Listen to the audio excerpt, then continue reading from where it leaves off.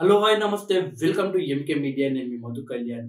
స్థాయిని బట్టి విలువ, మనిషిని బట్టి గౌరవం, ఇది ఎక్కడైనా సరే మనం చూస్తూ ఉంటాం. ఈ మాట ఇప్పుడు ఎందుకు మాట్లాడాల్సి వచ్చింది అంటే, తాజాగా AP deputy CM Pawan Kalyan garu Delhi పర్యటనలో ఉన్నారు. ఆయన ఒక్క నిమిషం కూడా సమయం వృధా చేయకుండా కేంద్ర మంత్రులతో భేటీ అవుతున్నారు.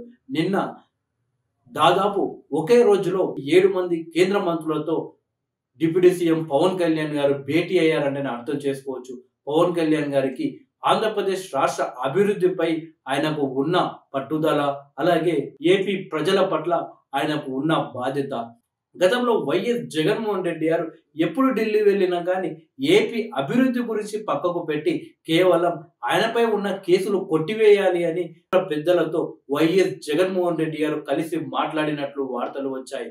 కానీ ప్రజెంట్ పవన్ కళ్యాణ్ గారు మాత్రం వ్యక్తిగత కారణాలు కాకుండా, వ్యక్తిగత అవసరాలు కాకుండా ఏపీకి రావాల్సిన నిధుల గురించి, ఏపీ అభివృద్ధి కోసం కేంద్ర పెద్దలతో పవన్ కళ్యాణ్ గారు చర్చిస్తున్నారు.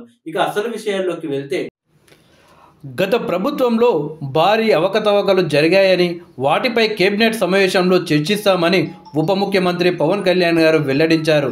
2 రోజులుగా ఢిల్లీలో ఆయన కేంద్ర మంత్రులు, ఇతర పెద్దలతో వరుస భేటీలు నిర్వహిస్తున్నారు. ఈ క్రమంలో ఇవాళ ఆయన కేంద్ర అటవీ, పర్యావరణ శాఖ మంత్రి భూపేంద్ర యాదవ్ను కలిసి అనంతరం విలేకరులతో మాట్లాడారు. అదానీ సోలార్ ప్రాజెక్టుతో గత ప్రభుత్వం చేసుకున్న ఒప్పందాలను సీఎం చంద్రబాబు పరిశీలిస్తున్నారని పేర్కొన్నారు. ఈ విషయంలో అంతర్జాతీయ స్థాయిలో జరిగిన పరిణామాలను తెలుసుకోవాల్సి ఉందని అభిప్రాయపడ్డారు. దీనిపై మరింత లోతుగా అధ్యయనం చేసిన తర్వాత నిర్ణయం తీసుకుంటామని పవన్ కళ్యాణ్ గారు పేర్కొన్నారు. ఇవాళ మధ్యాహ్నం ప్రధానమంత్రి నరేంద్ర మోడీతో ఢిల్లీలోని పార్లమెంట్ హాల్లో పవన్ కళ్యాణ్ సమావేశమయ్యారు. కేంద్రం నుంచి రావాల్సిన నిధులు, జలజీవన్ మిషన్పై ఆయన చర్చించినట్లు సమాచారం. ప్రధానితో భేటీకి ముందు పవన్తో బీజేపీ ఏపీ అధ్యక్షురాలు పురంధేశ్వరి సమావేశమయ్యారు. ఎంపీలు లావు కృష్ణదేవరాయలు, మాగుంట శ్రీనివాసులు రెడ్డి పవన్ను కలిశారు. పట్టుబడిన ఎర్రచందనం విక్రయాల్లో రాష్ట్రాలకు వాటా ఇవ్వాలి అని కేంద్ర మంత్రి భూపేంద్రను ఉప ముఖ్యమంత్రి పవన్ కళ్యాణ్ కోరారు.